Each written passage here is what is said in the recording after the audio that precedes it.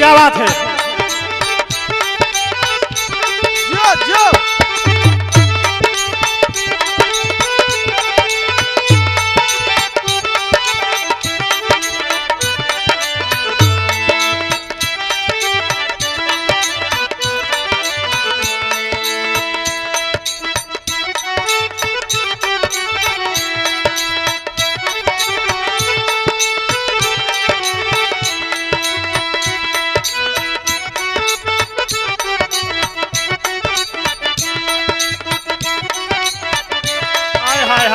क्या बात है।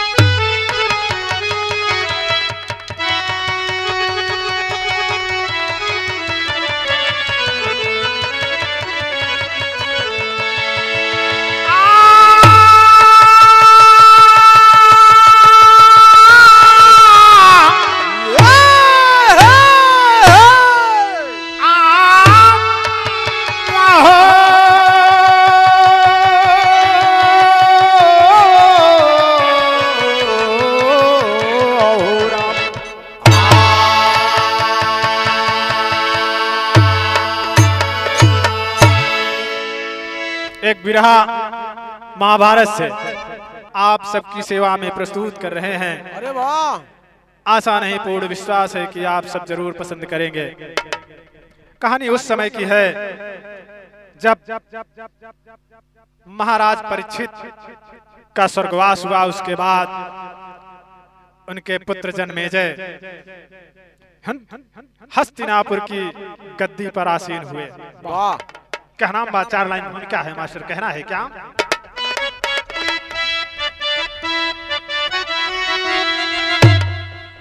कि हे नाग यज्ञ जब राजा परीक्षित सुवन, नाग जलने लगे झुंड के झुंड में। बच गया तक्षक आस्तिक के परदान से, जल न पाया नहीं वो हवन कुंड में। देख करके भविष्य की सभी दुर्दशा, सत्यवती लाल शोकित हुए उस घड़ी। राम हित चल पड़े हस्तिनापुर को तब, पया करती कलम किशोर की कड़ी।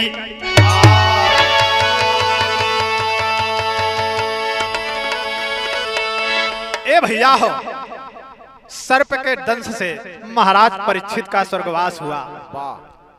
तब परीक्षित के पुत्र जन्मेजय जी ने यह प्रतिज्ञा किया कि मैं इस संसार को नागों से मुक्त कर दूंगा। भैया हो, नाग यज्ञ करे लगलन। नाग यज्ञ करे लगलन, वह यज्ञ कुंड में दुनिया भरे के सांप आई आई के जल के मरे लगे। लेकिन तक्षक बच गया। लेकिन वो हवन कुंड में जवन सांप मरलेन है, ओकरे वजह से जवन हस्तिनापुर के दुर्दशा होए वाली रहल, ओका भविष्य के देख के व्यास जी बड़े चिंतित हुए और वो हस्तिनापुर की तरफ चले हैं। मास्टर साहब, यहाँ कव्वाली का टुकड़ा बा एक लाइन का।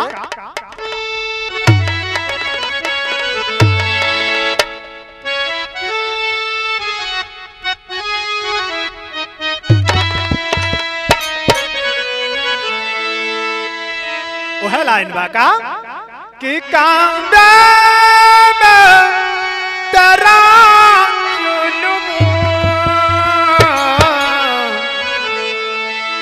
अरे कांबे में तेरा जन्म, काशी में नजारा है। कांबे में तेरा जलवा, काशी में नजारा है। कांबे में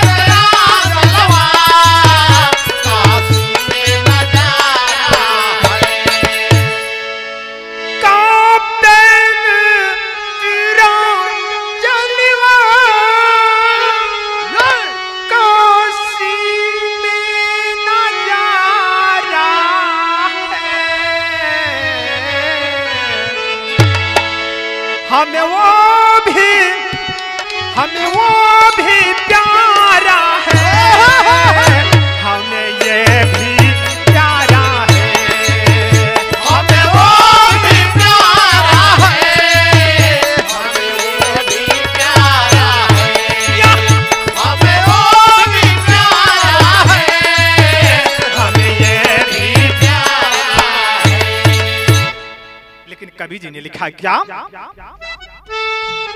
व्यास जी चले हैं अपनी कुटिया से हस्तिनापुर की तरफ। कैसे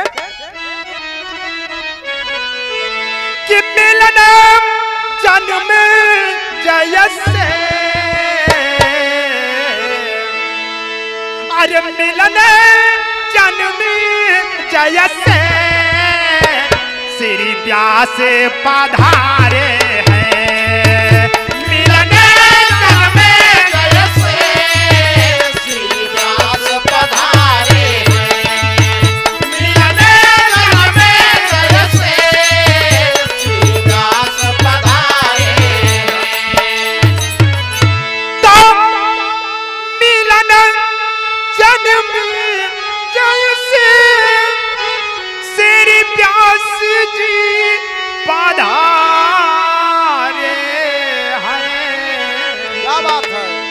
बिहवली होके राजा, बिहवली होके राजा श्री चरण पखारे हैं। बिहवल होके राजा श्री चरण पखारे हैं।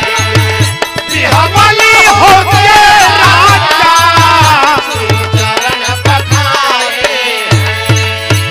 ये भैया हो, व्यास जी हस्तिनापुर में पहुंचले रहा।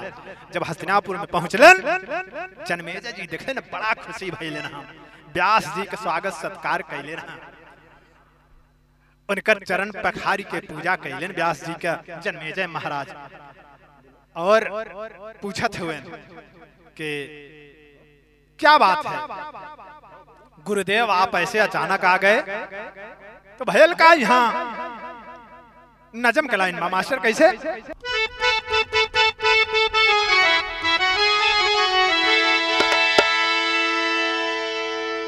परीक्षित लाल हर्षित खुशी में झूम रहे, सिंहासन देख पोर पार चरण चूम रहे। बड़ी ही भाग्य से श्री राज का भैले आवन, पाके चरण रज को राज बन गया पावन। कहे तभी रास हस्तिनापुर बचाने आए, भविष्य का काल ही सब बात बताने आए। कहे तब हस्तिनापुर को बचाने आए, कहे तब हस्तिनापुर को बचाने आए, भविष्य का काल ही सब बात बताने आए। भविष्य काल की सब बात बताने आए। भविष्य काल की सब बात बताने आए।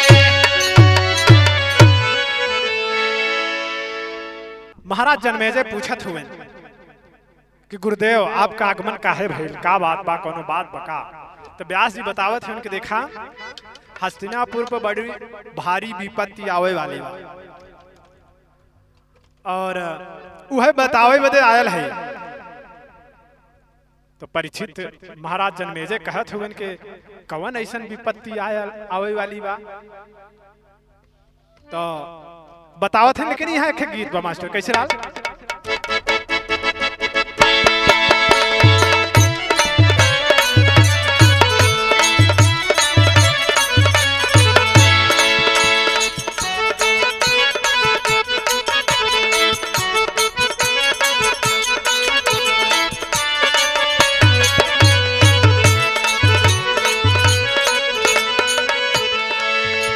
कोनो नई नई दुल्हन बा, नया नया गौना आइल हो, ओकर जौन आदमी हो मर्दवा परदेश जाए बदे तैयार भेल हो, लेके झोला ओला। दुल्हनिया कहा तो देखा मत जा। जब ये करे रहा तो हमके का लिया है? हाँ कहते नहीं, देख जब तक परदेश में जा तो घरे खर्चा बर्चा कैसे चली, यहाँ कोनो कमाई धमाई नहीं हो। तो कहा तो ठीक बा, जात है तो ठीक बा जा, लेकिन कहाँ कहाँ जा, कहाँ जिन जा, कहाँ जिन जा?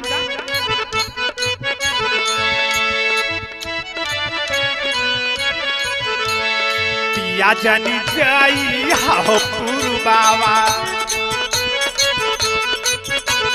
पिया जानी जाई हो पुरबावा, जहाँ बंगलिया बसई हो राम। पिया जानी जाई हो पुरबा, जहाँ बंगलिया बसई हो राम। पिया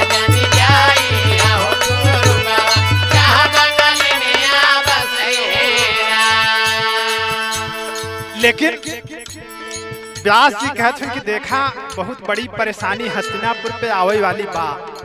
यहाँ बदे हम तो जुगती बतावे बदे आयल हैं। जवन जवन कहा थे ओका करिहा मत, का मत करिहा।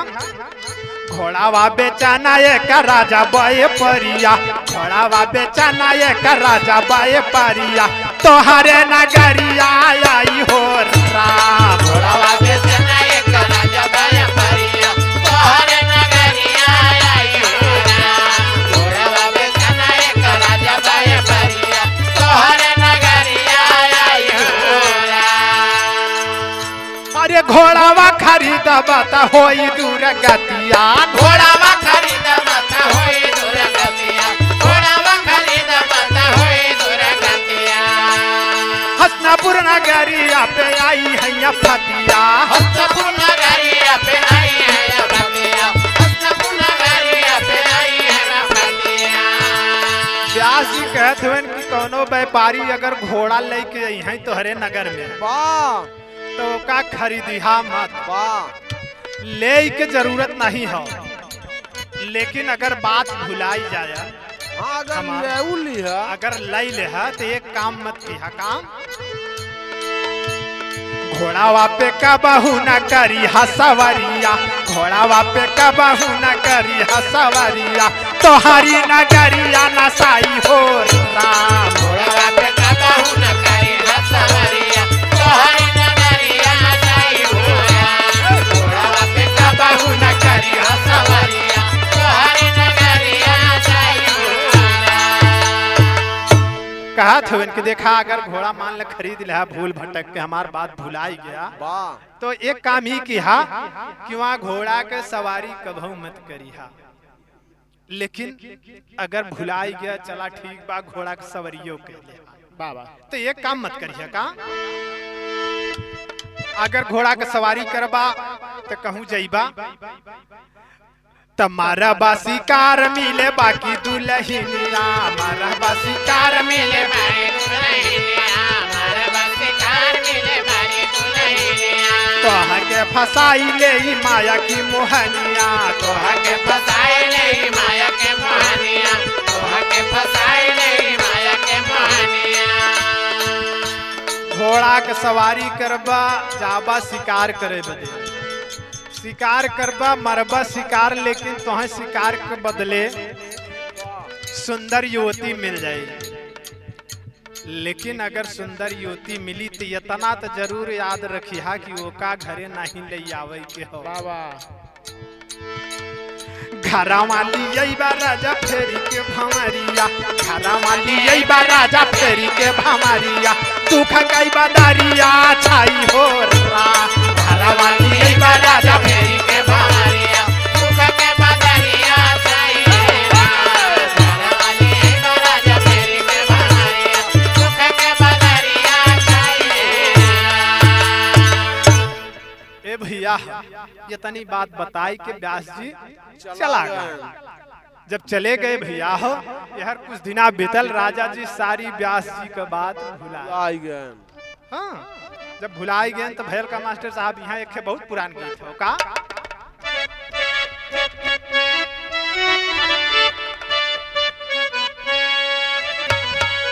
हाय हाय हाय हाय बड़ा बिरह बा भैया। दुल्हन बड़ी परेशान हो, ओकर बिरह हो कि राती के ओकर दुल्हा उठल परदेश चला गए छोड़ी के। सुबेरे उठा तो सोचत कहूँ गयल हुई है, लेकिन देखत हो कहीं पता जता नहीं चलत हो। बड़ी उदासल बैठल है के पूछ ले काहे रे काहे इतनी उदास है, तो बतावत हो बेचारी अपन दर्द बतावत हो का।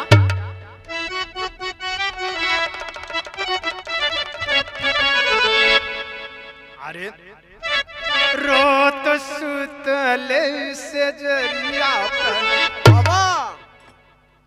कि रात सुतले से जरिया पे छोड़ी गयो रे, रात सुतले से जरिया पे छोड़ी गयो रे, रात सुतले से जरिया पे छोड़ी गयो रे, रात सुतले से जरिया पे। लेकिन भैया जन्मेजय जी सारी व्यास जी के बात भुलाई हो थका भुलाई गयुरी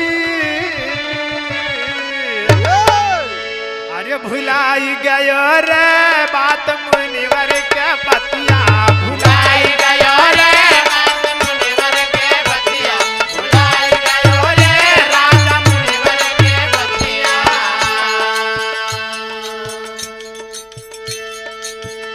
अरे वन में शिकार खेलाई वन में शिकार खेलाई गयो हो राजा मुनिवर के बतिया भुलाई गयो रे राजा मुनिवर के बतिया भुलाई गयो हो राजा मुनिवर के बतिया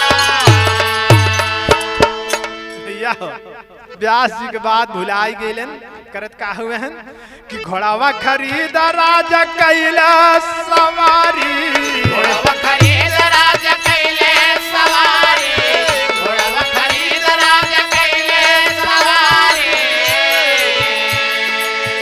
मिला शिकार एक बनवा मुझोरी मिला शिकार एक बनवा मझारी मिला शिकार एक बनवा मझारी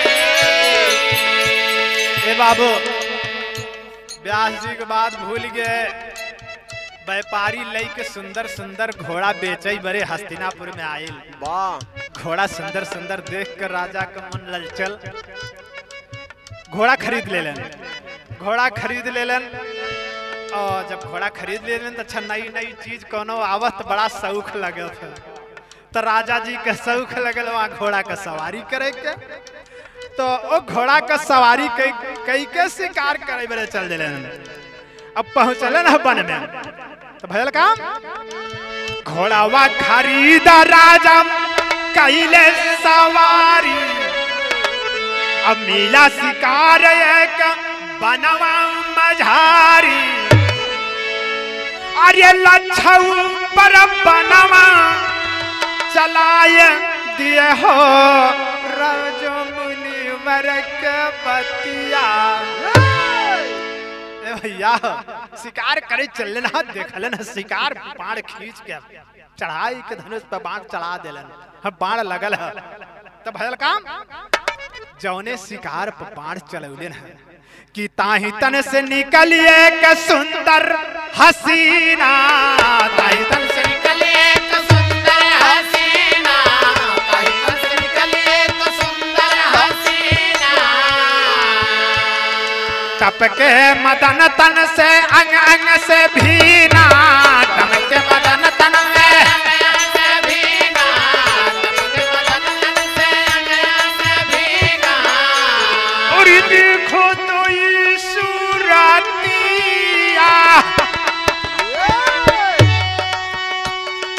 देखता ही सूरतिया लो भाई गए हो राजा मुनिवर के बतिया भुलाई गयो हो राजा मुनिवर के बतिया भुलाई गयो हो राजा मुनिवर के बतिया भुलाई गयो हो राजा मुनिवर के बतिया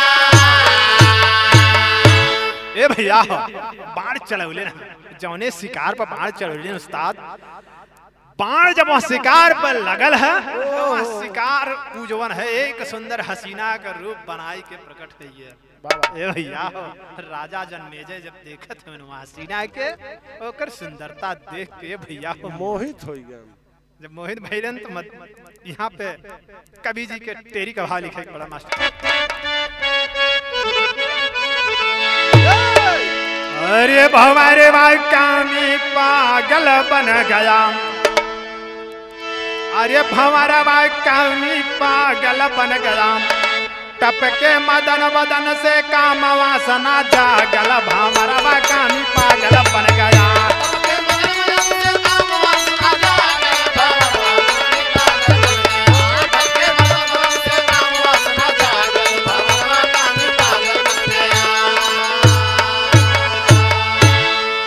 जब वो हसीना के देखलन राजा साहब राजा जन्मेजय ओका लई के हस्तिनापुर की तरफ चललन है तो कहना बका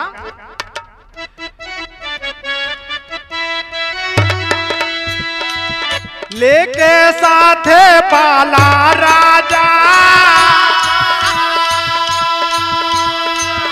हस्तिनापुर आए तत्काल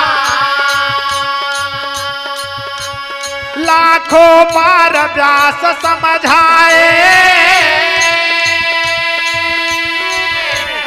राजा भूल गए सब ख्याल लगी रिझान प्यार में अपने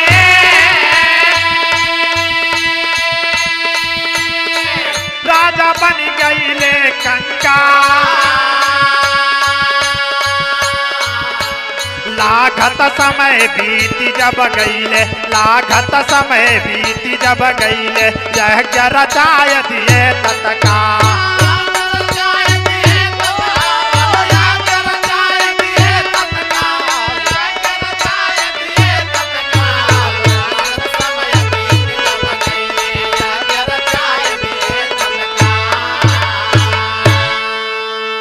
भैया वो हसीना के ऊपर राजा जन्मेजय इतना मोहित हो गए इतना मोहित हो गए अब धीरे धीरे उससे प्रेम करे लगे।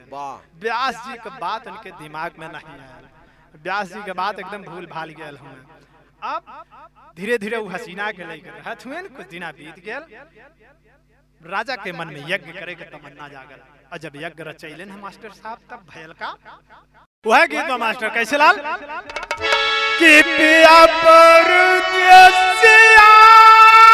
न भोला यज्ञनमा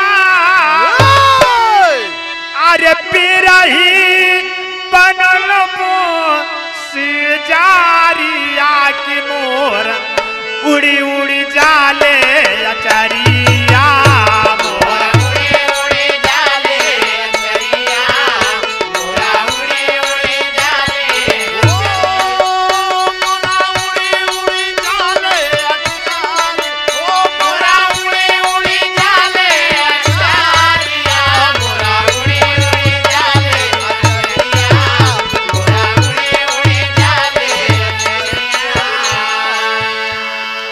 नाम बाका जब यज्ञ रचवा दिए महाराज जन्मेजय बात तब काम है भयल काम कि परीक्षित ललनवा भवनवा नया बने अरे भारी के यज्ञ दानवा की बाज दुआरे पे सुघर बजनावा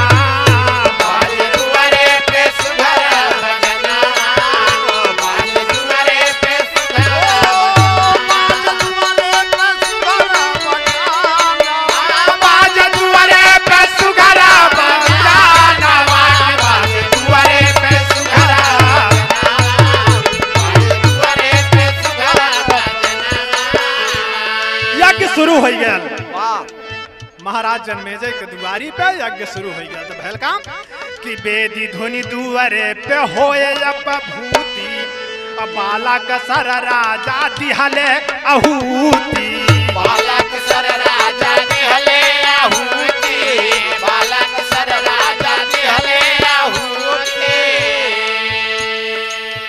काटी गरदनवा दिले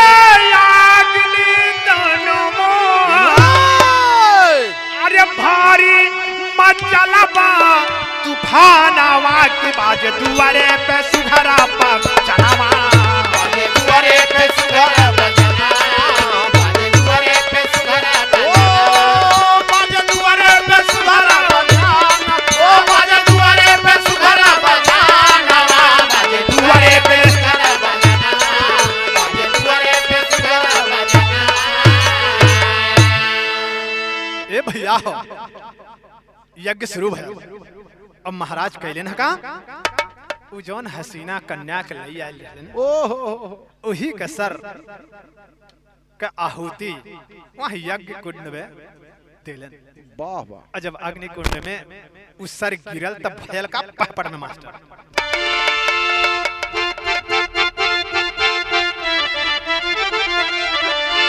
अरे अग्नि कुंड में गिरा शीश जब परसा बरसा हाथी का। अरे अग्नि कुंड में गिरा शीश जब परसा बरसा हाथी का। और हस्तिनापुर में होवे गजब का हरसा बरसा हाथी का।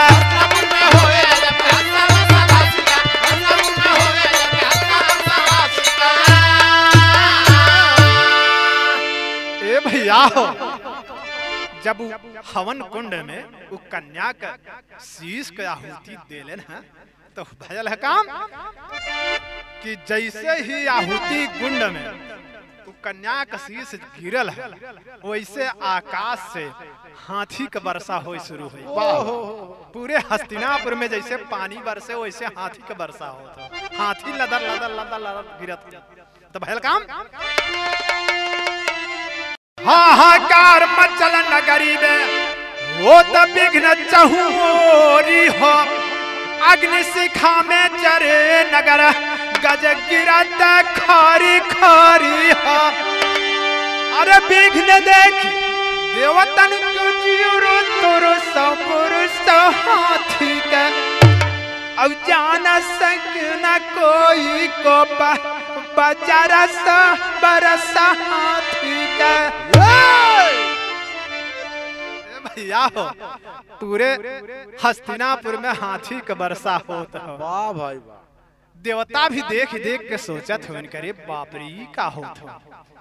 और लेकिन यहर होत है का आल्हा में प्रमाण बा मास्टर के खिलाफ।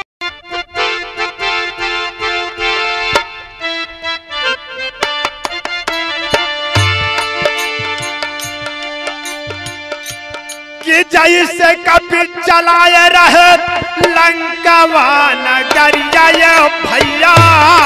कभी चलाए रहे लंकावा नगरिया ये भैया।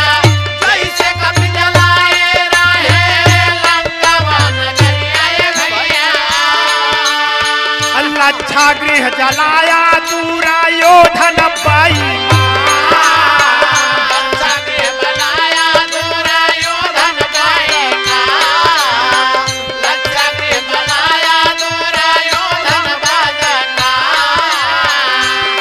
को हराम रहा चारों ओरिया से ये बाबू। हराम रहा चारों ओरिया से बाबू। को हराम रहा चारों ओरिया से बाबू। व्यास ऋषि पे कैले राजो तुरे तक धिया।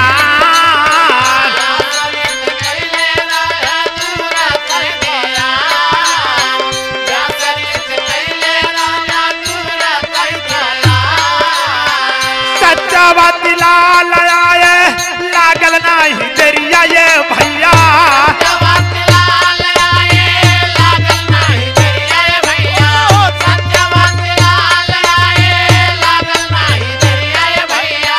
हस्तिनापुर नगरिया जैसा जारत बामसान।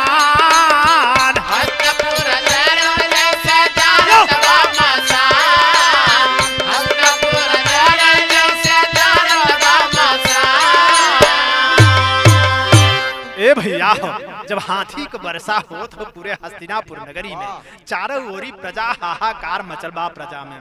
अब महाराज जनमेजय सोचत करे बाप रे ऐसन कैसन होवे लगल। तुरते उनके याद आयल व्यास ऋषि का ध्यान कैलेन है। ए भैया जब ध्यान कैलेन है व्यास ऋषि चललेन अपने कुटिया से तुरंत आई के हाजिर भइलेन प्रकट भइलेन है व्यास ऋषि। तो भयल का मास्टर साहब तनी सदन में आवादा।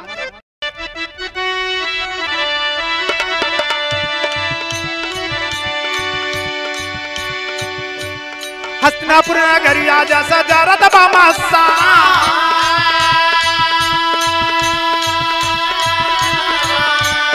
कहे लागे व्यासा राजा भूले भारी कैला। हमारे राजा सवा का कैला या पाप।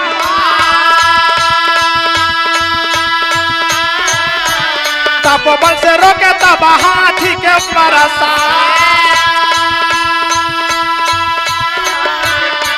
देव के रोके तब लगा के तपाता।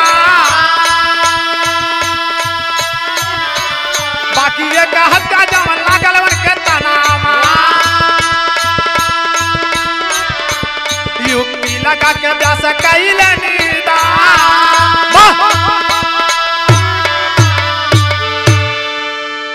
भैया हो, जब व्यास जी अइलन हैं ऐसे दंडवत गिर पड़लन है जन्मेजय महाराज उनके पैरन पे कि महाराज बतावा नहीं तो हमारा हस्तिनापुर नगरी मसान हो जाए। एक तरफ हाथी का वर्षा होत हो, साथे में अग्नि का वर्षा होत हो, हमार हस्तिनापुर जल के मसान हो जाई। तब व्यास जी कहलन कि हम तुमके समझाए रहे, पूरी बात के बताए रहे, जवन जवन हम हरके रहले तुमके रोके रहले वही काम कैला। आज वही कई प्रभाव हो। तब कहलन कि महाराज बड़ी भारी भूल भैल।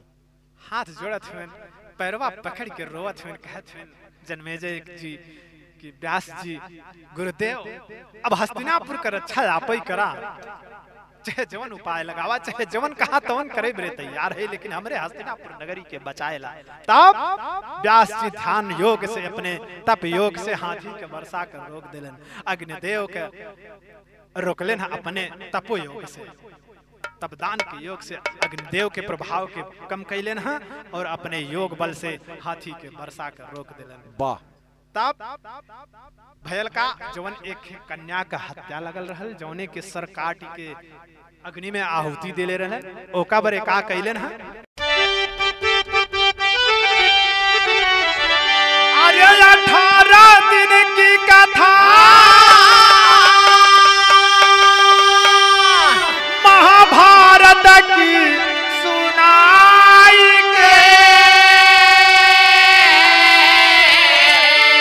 हत्या कुली छोड़ाए तब, अरे हत्या कुली छोड़ाए तब तीरथिया कराई के, हत्या कुली छोड़ाए तब तीरथिया कराई के, हत्या को छुड़ाए तब तीरथिया कराई के, हत्या को छुड़ाए।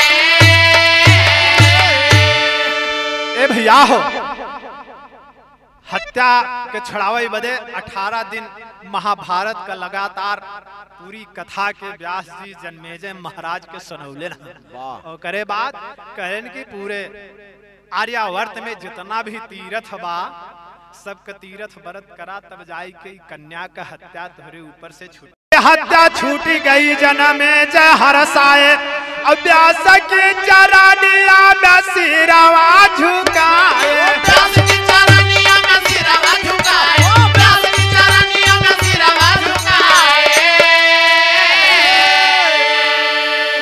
व्यास जी का जब आदेश पौले रहा, पूरे आर्यावर्त में जितने भी तीर्थ रहलन सब जाई के जब तीर्थ व्रत कैलन है, दर्शन कैलन है, तब जाई के हत्या से छुटकारा मिलल है, तब राजपाट करे लगलन। अरे लिखे कवि किशोर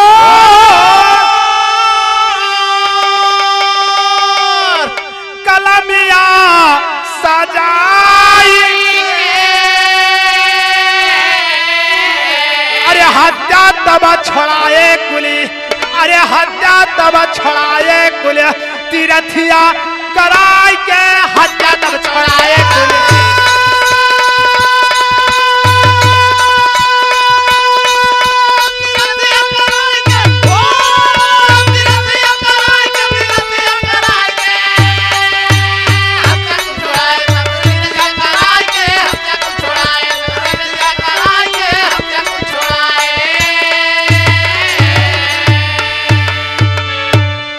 प्रमाण में कहना है क्या कि राम हित गुरु सीताराम, कभी लहुरी गुड़ की खा,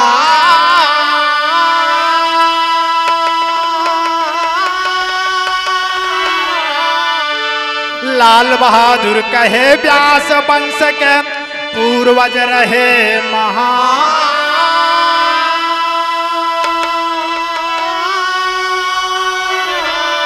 अरे भंवरवा कामी पागल बन गया, ब्रिजेश किशोर भय बिरहा में सितरवा, भंवरवा कामी पागल बन गया।